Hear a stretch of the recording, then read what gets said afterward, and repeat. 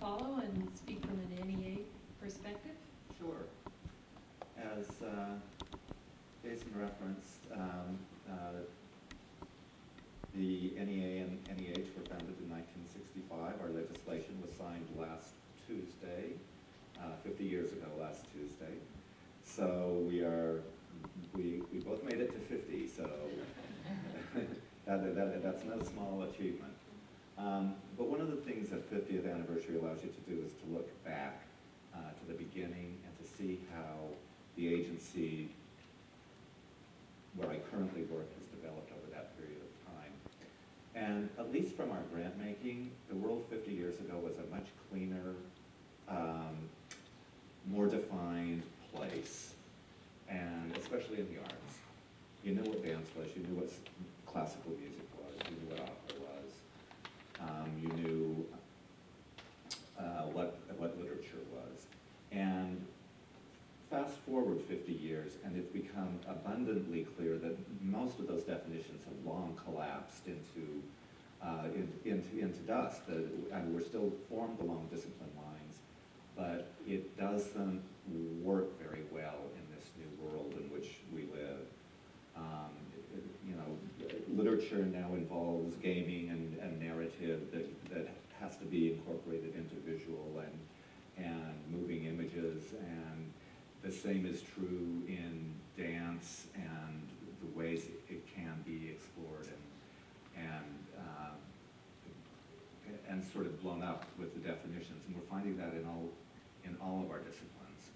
And so there's been some real thinking about how do we go forward? What does the future of grant making at the NEA look like? And one of the things our new chairman, Jane Chu, has been very interested in exploring is what happens when you put unlikely partners together, as in this room. What comes out of that? What artwork comes out of that? What new ideas come out of that? What learning comes out of that? And so we are working on a new grant opportunity that will be made public in November.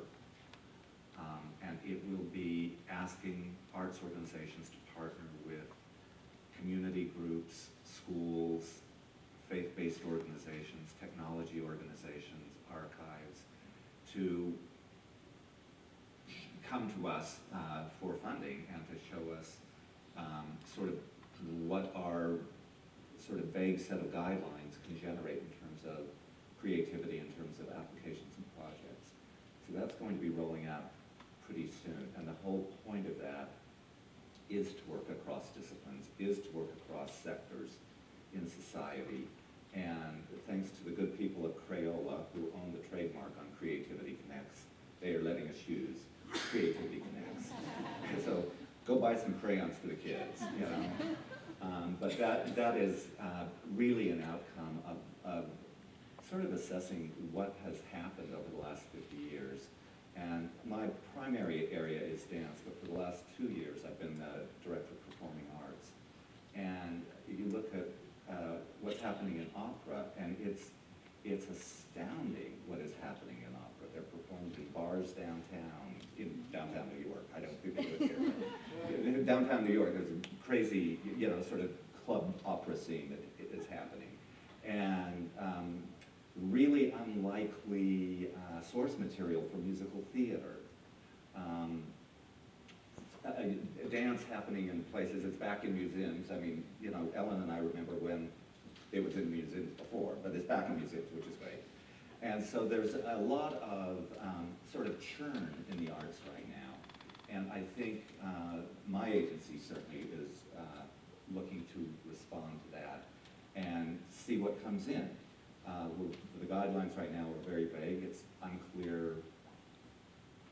Well, it will be cleared up. There will be brilliant guidelines when they're out there. But it can be for the creation of new work. It can be for who knows what's going to come in. And one of the things that I've discovered is that the best thing to do is to put out kind of a set of parameters and let applicants define the territory. that particular opportunity will be coming up, as well as I think, traditionally, over the last several years, I think most of the disciplines of the Arts Endowment have been much more comfortable with the boundaries as they blur between disciplines, and so that's something that has been part of our grant making, but this is an extra effort to work across sectors and to invite in new types of partners that we haven't seen in the last 50 years. Great, thank you. Nancy, from the perspective of the National